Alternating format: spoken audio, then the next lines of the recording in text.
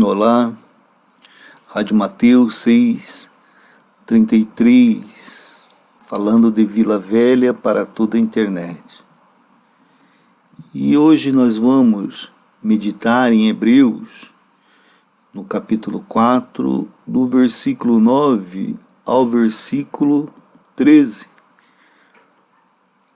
Vamos meditar a respeito do nosso Deus de promessas.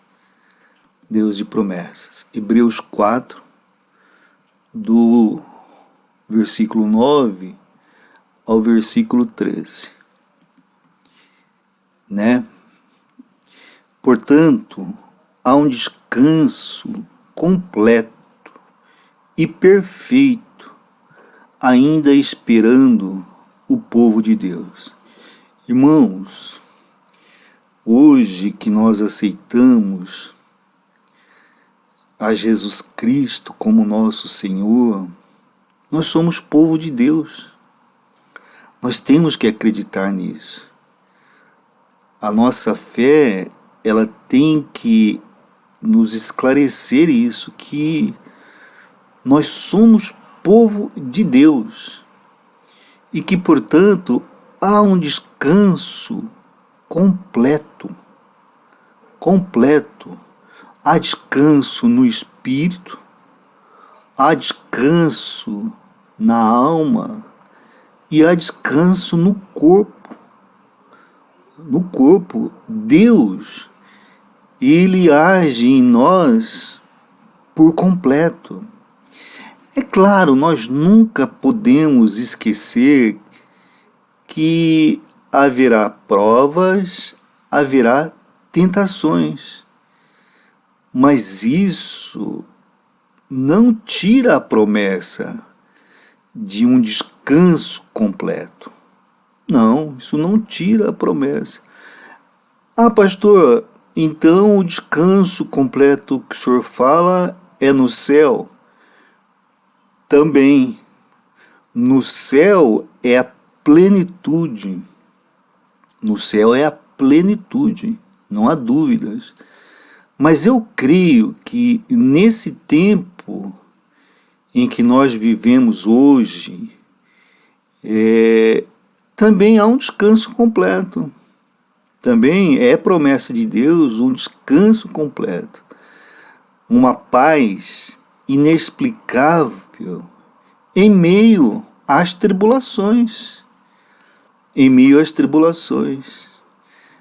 Aquele exemplo bíblico em que Moisés tirou o povo do Egito e o levou até Israel é um exemplo da nossa caminhada espiritual.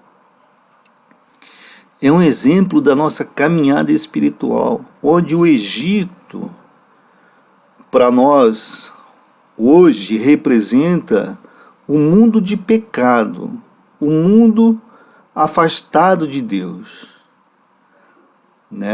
E Israel, para nós hoje, representa um local ainda neste mundo, onde viveríamos milagres de Deus, bênção de Deus. Há alguns que entendem que Israel seria o céu, Egito, o local de escravidão, Israel seria o céu. Mas, para mim, quando eu olho para a Bíblia, eu não vejo assim, porque eu vejo que os irmãos israelitas, para eles entrarem em Israel, houve muita guerra. Enquanto eles estavam em Israel, depois que eles tomaram posse, continuou tendo guerra, continuou tendo dificuldades. Então não pode ser céu, no céu não haverá isso. Então eu vejo Israel, lá no Pentateuco, como a terra que mana leite e mel, mas uma terra ainda para esse nosso tempo aqui. E a caminhada entre Egito E Israel seria a nossa vida espiritual, né? Onde Deus faz os milagres, onde Deus mostra a salvação. Eu vejo assim. Então eu entendo que esse descanso completo quer dizer descanso no espírito, descanso na alma e descanso no corpo.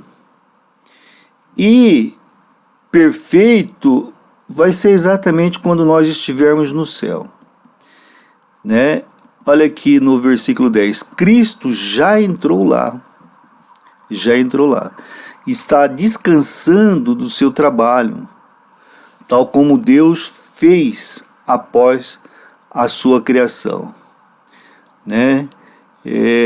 Cristo e Deus, eles estão no descanso perfeito, no local perfeito, que é onde? Que é os céus. Que é o céu, ciente de que já fizeram a obra, né? Ciente que no tempo certo tudo vai acontecer conforme Deus planejou. Deus quer que nós entremos em seu repouso. Deus quer, né? E então, para os israelitas da época de Moisés, esse repouso era a terra prometida, né? Era a terra prometida. Para nós cristãos, é paz com Deus. Paz com Deus.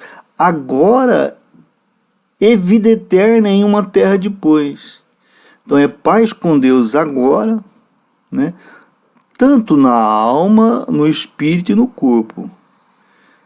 Mas sem esquecermos que sim, haverá tribulações, mas com Cristo, com o Espírito Santo, nós venceremos tudo isso, né?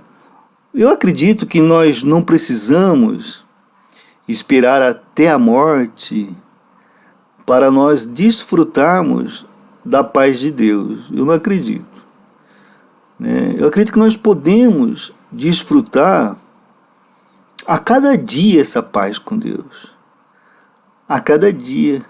O nosso repouso, o nosso descanso diário em Cristo não termina com a morte, mas se aperfeiçoará aí sim em um repouso eterno no lar que Cristo está preparando para nós, né? Conforme João 14, 1 e 4. Que os corações de vocês não fiquem aflitos. Jesus confortando os nossos corações, né? Vocês confiam em Deus? Agora confiem em mim. Existem muitas moradas lá onde meu Pai mora. E eu vou preparar algumas para vocês. Quando tudo estiver pronto, então eu virei buscar todos, para que possam estar comigo onde eu estiver. Se fosse assim, eu lhes diria: e vocês sabem onde eu vou e como chegar lá, né? Chegar lá é só através de Jesus Cristo. Só através de Jesus Cristo. Então eu acredito que Deus nos convida a vivermos um repouso, como que milagre, aqui nessa terra, nesse tempo. Eu acredito, baseado na nossa confiança nele, né? Baseado na nossa confiança nele, na nossa fé nele, sabendo que ele venceu o mundo. Ele venceu o mundo, né? Prosseguindo, versículo 11. Façamos o melhor que pudermos para entrar também naquele lugar de descanso, tomando cuidado para não desobedecermos a Deus, como fizeram os filhos de Israel, e assim não conseguiram entrar. Então, na caminhada espiritual, né, e na jornada no deserto, os que foram tirados da escravidão do Egito, muitos desobedeceram a Deus. Desobedeceram a Deus. Né? Deus havia ofertado a sua graça para que eles adentrassem a terra prometida, e eles desobedeceram. Como desobedeceram, pastor? Não acreditaram. Não acreditaram. Então o versículo 11 está nos chamando a atenção, né? Para que nós tomemos cuidado em não cairmos na cilada de desacreditar da promessa de Deus. Na promessa de Deus.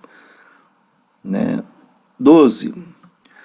Tudo quanto Deus nos diz é cheio de força viva, é mais cortante do que o punhal mais afiado e corta rápido em nossos pensamentos e desejos mais íntimos, em todos os seus detalhes, mostrando-nos como somos na realidade. Irmãos, olha como que esse versículo na João Ferreira de Almeida, né?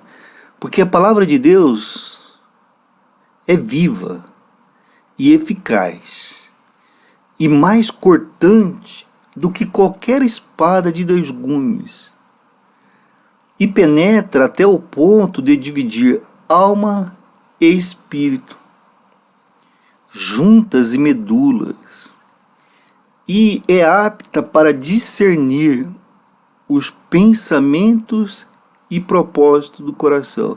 Esse versículo aqui é chave nessa perícope. Se nós entendermos ele, nós vamos entender como entrar nesse descanso, porque ele está dizendo, olha, a palavra de Deus, né, que para nós é o texto sagrado, a Bíblia, ela é como uma navalha, é como uma espada de 2 gumes, capaz de separar juntas e medulas, como exemplo, né? Então, capaz de separar a alma e o espírito. Quer dizer, existe alma e existe espírito. Se é capaz de separar, é porque existe alma e existe espírito. Aí, para entrar nesse descanso, nós temos que entender isso. É capaz, então, essa espada, a Bíblia, é como uma espada que é capaz de dividir a alma e o espírito. O que é alma? A alma é nós, né? Nós somos uma alma viva. A alma é a nossa parte imaterial que se relaciona com o mundo. Né? É onde estão nossas vontades, emoções e a nossa mente. E o que é espírito? Espírito é a nossa parte imaterial que se relaciona com Deus. É onde nós recebemos as revelações de Deus. E em contrapartida é onde nós adoramos a Deus. Adoramos a Deus. Aí prossegue no final aqui, ó. E a Bíblia também, né, é apta, é preparada para discernir, fazer separação, julgamento, né? Discernir os pensamentos e propósito do coração. Coração, irmão, na Bíblia é sempre o ser interior. O ser interior. Então, o que quer dizer esse texto aqui? É assim, olha, se você busca esse descanso, se você busca essa promessa de Deus, de descanso, no espírito, na alma e no corpo, através da alma, você não vai conseguir. Você não vai conseguir. Porque a alma, ela está mais voltada para o mundo exterior. A alma é onde está a nossa vontade. A alma é onde estão as nossas emoções. A alma é onde está o nosso intelecto. Se você buscar essa paz, esse descanso, através da emoção, você não vai conseguir. Se você buscar através do conhecimento, conhece toda a Bíblia, você não vai conseguir essa paz, porque não é através do conhecimento do texto bíblico. Não é, porque Satanás conhece todo o texto bíblico e ele não tem paz. Não é através da emoção. Não é através da emoção. Pastor, então, através do quê? É através do Espírito. é através do nosso espírito, que é a única das três partes que se relaciona com Deus. O nosso espírito. É a adoração de espírito. Pastor, mas como que é? Como que eu separo o espírito de alma? No espírito há entrega. No espírito há confiança na existência desse Deus, embora você não possa tocar. Então não passa pela mente. A mente tem indícios, mas ela não tem a comprovação da existência de Deus. O espírito tem certeza da existência de Deus. Então, para que nós tenhamos essa paz, para que nós possamos usufruir dessa paz no espírito, na alma e no corpo, os nossos pensamentos, os propósitos do nosso coração, eles deverão estar alinhados com os pensamentos e propósitos do coração de Deus. E a palavra de Deus, que é a Bíblia, que é Jesus Cristo, que é o Verbo, consegue discernir. Ele vê o nosso interior. Ele conhece o nosso interior. Ele sabe das palavras que vamos dizer ainda antes de pensarmos. Porque Ele é Deus, onisciente. Né? Então, o nosso relacionamento com Deus tem que ser um coração no Espírito. Mas o que é isso, o relacionamento com o Espírito? É em verdade. É sem mentira. É sem hipocrisia. Sabe? É sem hipocrisia. É a única maneira que você tem de se relacionar com Deus no Espírito é sem hipocrisia. É sendo direto e reto com Deus. Ó, Senhor, sou pecador, sou falho, mas de verdade, não é um discurso. Eu preciso do Senhor, eu preciso que o Senhor me dê essa paz no Espírito, me dê essa paz na alma, me dê essa paz no corpo. Onde as orações que eu faço, ela produza fruto. Onde os meus planejamentos produzam fruto. Onde as minhas ações no corpo produzam fruto. Mas tudo para o teu reino. O relacionamento com Deus é no Espírito. E daí, quando nós nos relacionamos com Deus no Espírito, toda a nossa alma e o corpo é beneficiado. Então ele fala que, olha, é a palavra de Deus. Por isso que tem gente que não suporta ouvir a Bíblia. Não suporta ouvir a Bíblia. Não suporta ouvir o texto bíblico. Porque é a palavra de Deus registrada. E aquela verdade bate na alma daquela pessoa. É um confronto. A pessoa...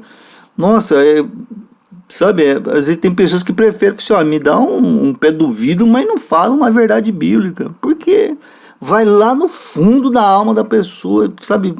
Vai lá e fala, olha, você está sendo hipócrita, você está mentindo, está tentando enganar o povo, mas você não me engana, Deus falando no coração da pessoa. Então não adianta, você tem que se redimir, você tem que se entregar, falar a verdade, entendeu? Baixar a guarda, se entregar de verdade para mim. Aí tem o descanso. Ah, pastor, é difícil, né? É difícil, sim, irmãos. É difícil, porque é uma luta contra o nosso eu. Né? Contra o nosso eu. Lutar contra Satanás é fácil. Sério, pastor? Sério, por quê? Porque contra Satanás nós usamos o nome de Jesus, as verdades de Jesus. Agora lutar contra nós. Lutar contra as nossas vontades, contra as nossas verdades. O que nós usamos? Entendeu? Então é mais difícil, mas é possível. 13. E não há criatura que não seja manifesta na sua presença. Pelo contrário, todas as coisas estão descobertas e patentes aos olhos daquele a quem temos de prestar conta. É o que eu falei antes. Não há nada criado, nada criado que não seja manifesta na sua presença, quer dizer, que não fica clara, transparente na presença de Deus, da palavra de Deus, da Bíblia. Não há nada.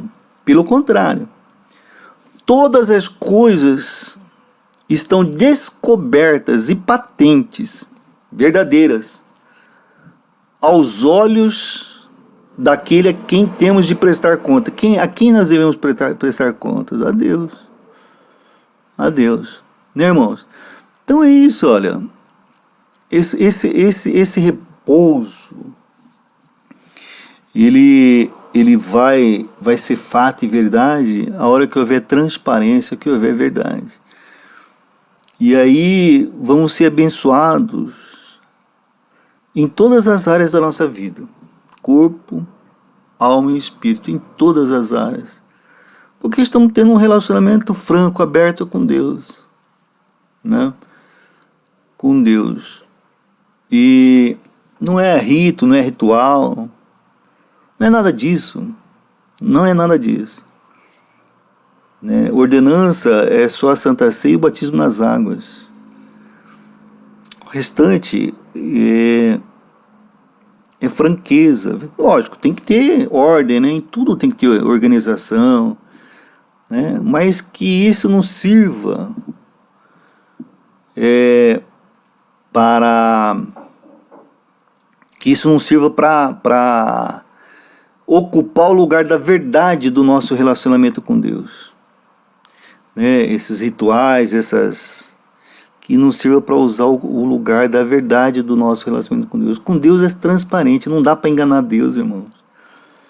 Não dá para enganar Deus. Então, quando é que você não engana Deus? Quando você é transparente, quando você o adora em espírito e em verdade. E a samaritana perguntou, mas qual que é o jeito certo de adorar Jesus? Lá no poço, lá das águas. Lá. Eu falei assim, olha, Deus procura aqueles que o adorem em espírito e em verdade. Isso é tão simples, né? Em espírito e em verdade. Não é através de conhecimento intelectual, não é através de riqueza, não é através de posição social. Não, é em espírito. Quer dizer, Deus nos dá o Espírito e Ele quer que nós o adoremos em espírito, pelo próprio Espírito. E em verdade. Só que para nós cristãos, verdade não é conjectura, verdade não é... Não, verdade para o cristão é uma pessoa. Para o cristão, verdade é Jesus Cristo. Porque Ele fala, eu sou o caminho, um caminho. Eu sou a verdade. Eu sou a vida. Então nós temos que adorar. Como que adora a Cristo em espírito? Em verdade. Em verdade. Senhor, puxa vida, olha, eu tenho tentado enganar o Senhor, eu tenho enganado o pessoal da igreja lá, eles olham para mim, eles acham que eu sou um cara certinho e tal, mas na verdade, Senhor, eu fui lá no boteco lá do fulano lá e tomei uma cerveja escondido. Isso aí, não adianta você esconder de Deus. É só um exemplo, viu, irmão? Quando você for falar com Deus, por isso que Deus pede para você entrar no quarto, fechar as portas e ficar na intimidade com Ele. Porque Ele sabe que se for em público, você não fala as verdades. E também nem deve, viu, irmão?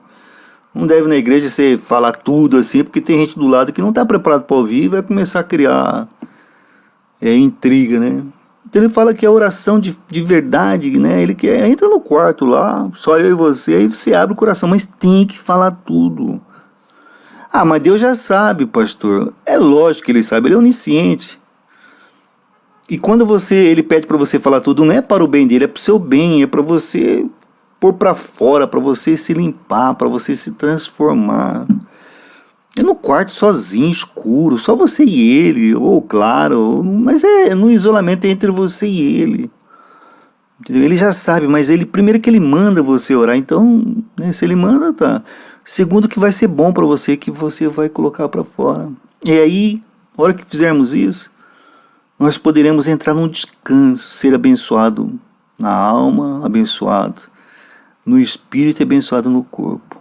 Tá certo, irmãos? Deus é maravilhoso. Vamos orar.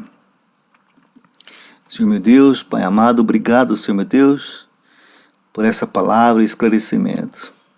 Sabemos que as tuas promessas, elas todas vão se cumprir, Pai. Promessas de proteção, promessas de descanso, promessas de enfrentamento das provações, das tentações, mas a promessa maior é que o Senhor é conosco e que por isso nós temos a convicção da vitória. E sabemos que a promessa maior é céu, Pai. Mas nós cremos que o Senhor quer dar um tempo de descanso para nós aqui na terra também. Nós acreditamos nisso, nós cremos nisso, né? E que o Senhor pode nos abençoar, o Senhor pode aliviar a nossa carga aqui nessa terra, que é promessa do Senhor Jesus. Queremos pedir também, ó Pai, por aqueles que sofrem no corpo, que o Senhor possa aliviar, Pai, tirar essa doença que restringe essas dores, né, curar os membros, os órgãos, dando um tempo de qualidade de vida maior para essa pessoa, Pai, e que isso seja propósito para que ela venha conhecer o Senhor e ter um relacionamento íntimo contigo, mas que não seja conforme os nossos planos, ó Deus, mas conforme os teus planos. Cuida também daqueles que sofrem na alma, Pai. Sabemos que nós somos uma alma resultante daquilo que pensamos, daquilo que fazemos, e alguns que sofrem angústia, tristeza, que o Senhor possa, em nome de Jesus, trazendo esperança, Pai, trazendo convicção de que o Senhor está no controle, dando paz a essa alma, em nome de Jesus. Abençoe também os relacionamentos na família, que é um projeto do Senhor, no governo, Senhor Deus, que é uma delegação do Senhor, e na sociedade, que haja paz, Senhor Deus, nos hospitais, nos comércios, nas escolas, onde quer que haja um humano, Senhor meu Deus, que a presença do Senhor se manifesta. Nós oramos porque nós acreditamos, nós oramos porque nós confiamos. Por isso nós oramos em nome de Jesus Cristo. Amém e amém.